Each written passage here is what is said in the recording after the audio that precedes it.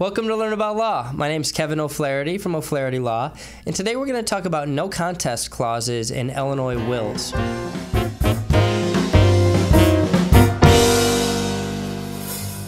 Let's start by defining a no contest clause.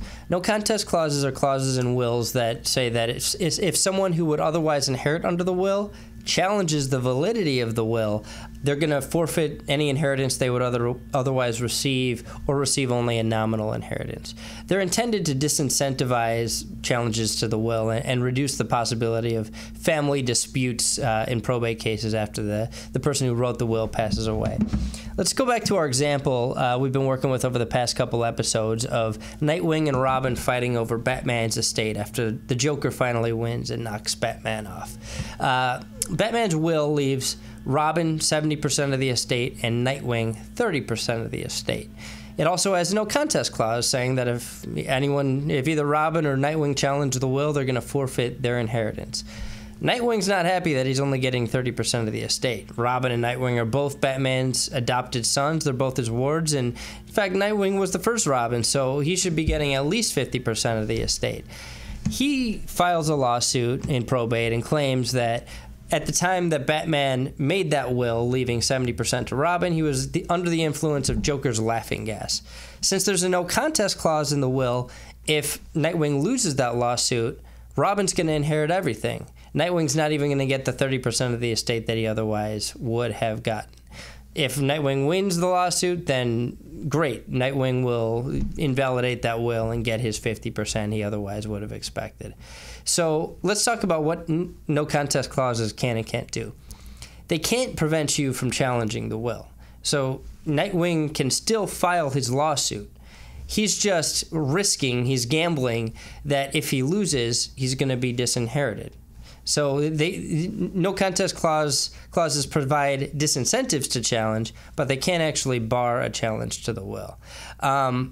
They're only effective, really, if the potential challenger is already set to receive a substantial benefit under the will. So the no contest clause in our example is a disincentive to Nightwing because if he doesn't challenge the will, he's going to get 30% of the estate. If he challenges the will and loses, he's going to get nothing.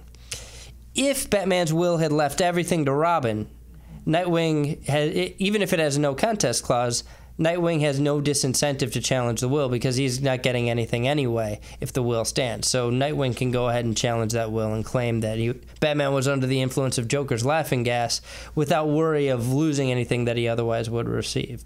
And again, the clause is only effective if the will is challenged unsuccessfully.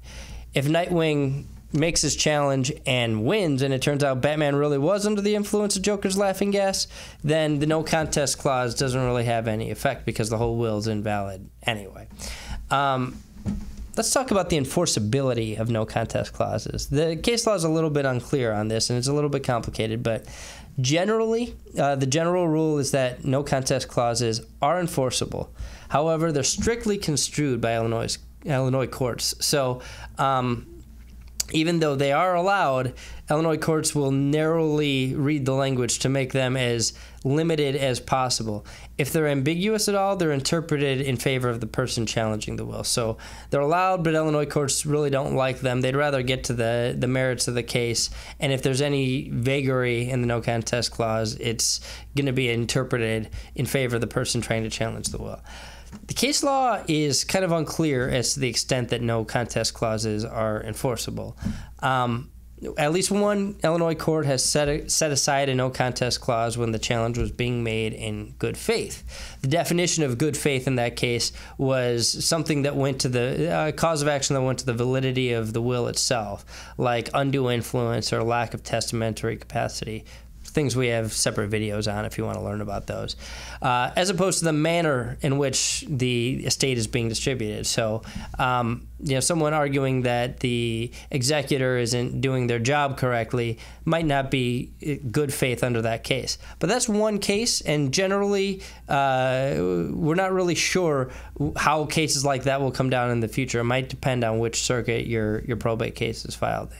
So, no contest clauses, again, to sum up, are generally valid, they're strictly construed, and they're kind of iffy as far as enforceability. So if you have any questions, please feel free to give us a call. We've got lots of articles. We've been doing a series of videos on probate disputes, so check out more at learn-about-law.com. Thanks so much for listening. Thanks so much for watching our video. If you have any questions, feel free to comment below. Click the subscribe button for new videos every week, and download and review us on iTunes. Visit learn-about-law.com for other legal-related articles and videos.